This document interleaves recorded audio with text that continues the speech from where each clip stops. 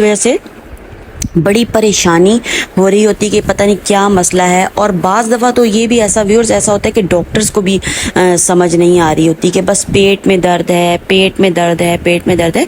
तो इसी तरह मेरी सिस्टर को भी हुआ कि बस पेट में दर्द है, पेट में दर्द है।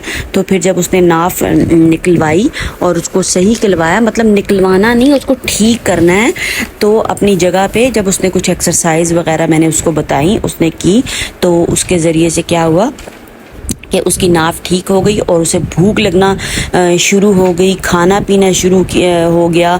और बार बार से हाजित होना, मतलब समटाइम्स कब्ज़ हो जाती है और कभी बार बार जो थोड़ी थोड़ी सी हाजित हो रही होती है, तो वो भी नाफ टलने की वजूहात हो सकती है। और पेट में एक अजीब सा दर्द, अजीब सी गिरानी सी, और तबीयत में थकावट, पिंडलियों में दर्द होना, और उल्टी टाइप, कै दिन मतली और भूख ना लगना। अब ये अलामात बड़ों